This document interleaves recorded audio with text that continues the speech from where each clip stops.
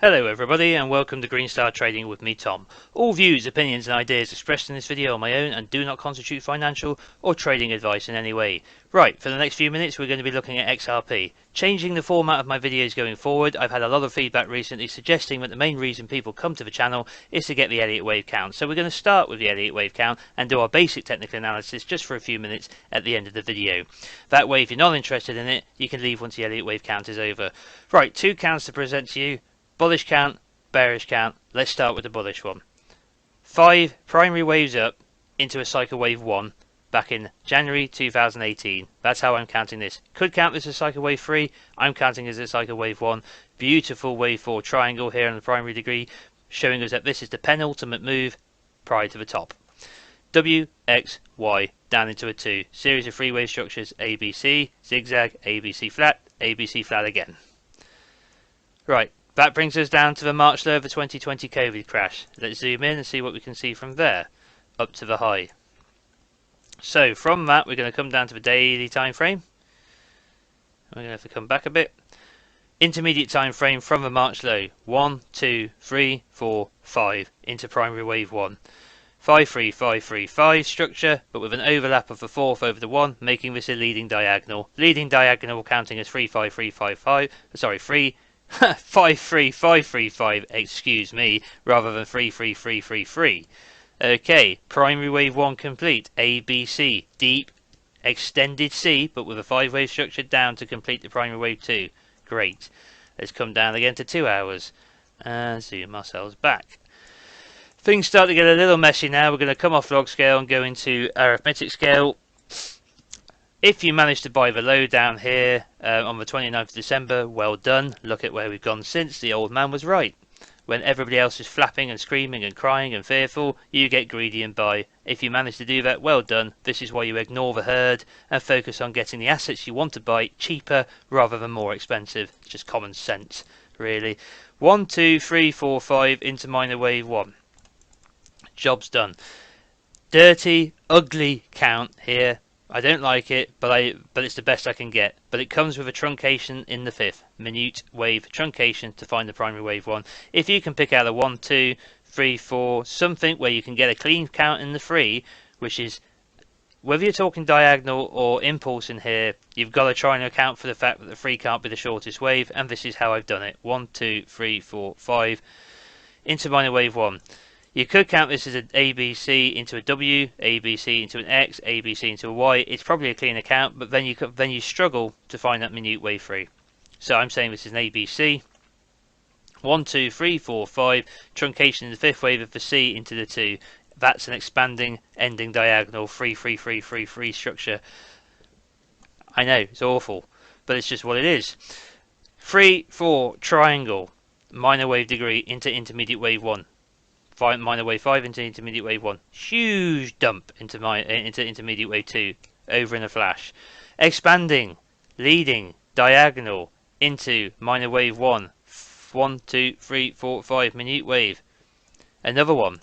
And 1, 2, 3, 1, 2, 3, 1, 2, 3, 1, 2, 3, 1, 2, 3. 3, 3, 3, 3, 3, 3 structure. Not a normal, not a 5, 3, 5, 3, 5 structure. More of a typical diagonal. But another one of them in succession. It's getting a little weird by this point, I feel. Right, minor wave 1, minor wave 2, and then we go into minute wave 1, 2, 3, 4, 5. Minute wave 1, minute wave 2. Another diagonal with another overlap. I know. Finally, we get an impulse wave out of here, and we take off. My God, we take off like a rocket. This is very bullish price action, but it's off the back of a real big hot mess. So you do what you like. If you want to rip this count apart in the comment section below and tell me this is a load of BS, that's absolutely fine. I would take it on the nose because, to be absolutely honest with you, I'm struggling with all of this from a bullish perspective. But this is screaming bullish. So there you go. From here I get another breakdown. 1, 2, 3, 4. Another triangle and a 4th. Minuet time frame seeking a 5th minuet, seeking a 3rd minute into a 4th minute, and off we go into the wild blue yonder, into outer space. with wave 4s simply slowing us down on each time degree. So minute wave 4, then minor wave 4, then intermediate wave 4, then we finally top out in that primary 3. So all of it is a series of extensions of the primary 3. So let me just show you what I mean quickly, as I don't want to take too long. 1, 2, into primary wave 3 of cycle wave 3, and everything since that point is just an extension. So primary wave 1, 2, intermediate wave 1, 2, minor wave 1, 2, minuet wave 1, 2, and then so on and so forth. So we're either building a gigantic extension in primary wave 3 and cycle wave 3, or this count is just wrong. And that's it. So if you're bullish, we're off to the moon by this count. So let's go and bring ourselves back to earth for a moment and look at the bearish alternative. We don't have to spend any time looking at this because it's so bloody simple. A wave's done. Finished in the March low. We're in a B wave, which can either take us shy of the previous high in January 18, it can take us beyond it, but once it completes, it's off to hell. And that's it. And this one's the easiest to look at because you just go 3 waves here, 3 waves here, and 5 waves here, and jobs are good, and that's it. So this counts same diagonal into the A, 1, 2, 3, 4, 5, B, wave structure B into a B here, then a 1, 2, 3, 4, 5 triangle, and then 5 waves will work, probably an extension again in the C to complete the B. And then that's it. Then you're coming down in a C, and you will come down lower than where we finished in the bottom of March 2020, unless we take out the previous high, in which case you could argue for a running flat, which would complete higher, or you could argue for an expanding flat, which would complete lower. So whatever.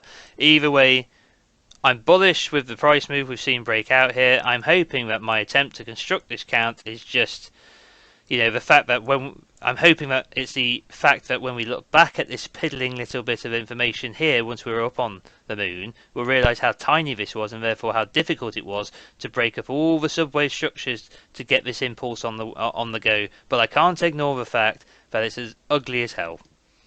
I just can't ignore that. The bearish count's much cleaner, much simpler, and let's just be honest for a second. Although I can want the bullish count to be true, I have to say that the bearish count is technically cleaner. That's it. That doesn't mean it's right at all. Doesn't mean it's right, just means it counts better. But it also means that if you did miss this low in March, and we do ever come back down here again to 9 cents or below or whatever in the C, just bear in mind that when we get down that low, if it comes, then you will be surrounded by the same mindless, screaming, panicking herd. And you should take the opportunity to bloody well buy it. Because if this is a 1 or a 3, then this is an A, B, C into a 2 or a 4. Which means we're going back up after it's all over. Way, way higher. And you will just get the best bargain in history.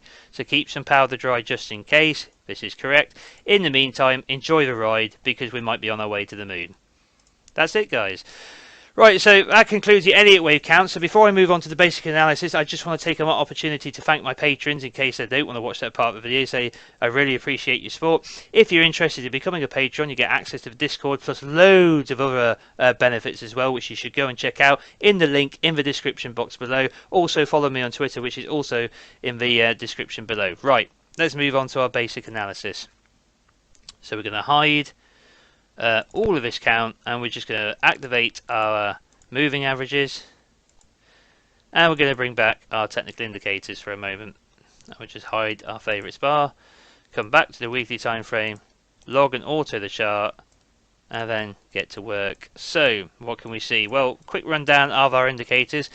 We have 4 exponential moving averages, 10 in yellow, 20 in blue, 60 in orange, 250 in green, which you can't see here on the weekly time frame as we don't have enough price data. Volume profile on the right hand side showing the peaks and troughs of the buy sell volume, point of control being the yellow dashed line here, showing the extreme of those extreme of the buy sell volume. RSI set to a 10 close, green 30 level oversold, red 70 level overbought. MACD 10 for the short term moving average, 20 for the long, 9 to smooth. Right then, we're above the 10, 20, 60, we would be above the 250 if it was here. Looking super bullish. Incredibly thin volume. Nothing up here really to support the price or to resist it. So we're breaking out. That's why at some point basic analysis suggests that we will stop and we will base.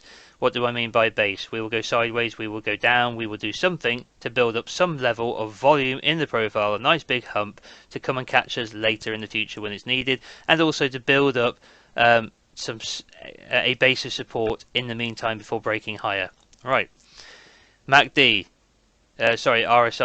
overbought at 86.4.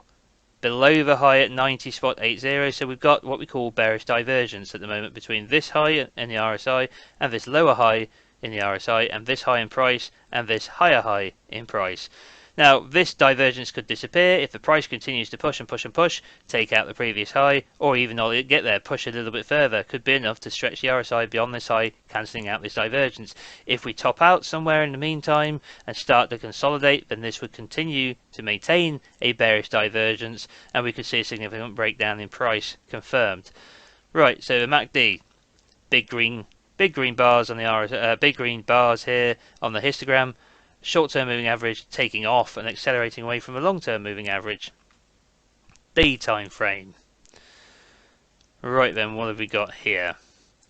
Above the 10, 20, 60 and 250 we can see clearly now back into overbought conditions on the RSI.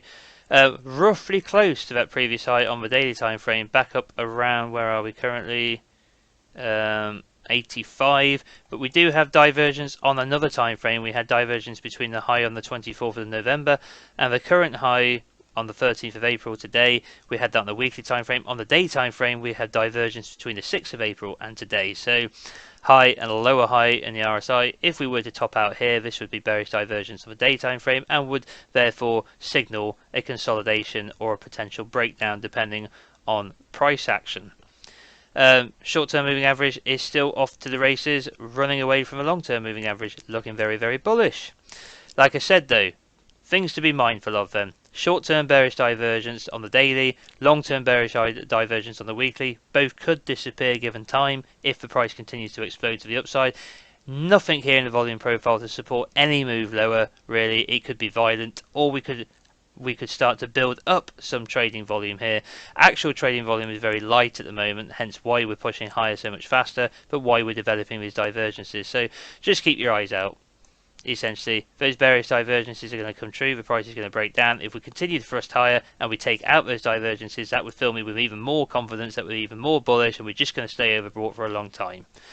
Alright then guys, that's the basic technical analysis completed, thus concludes the video.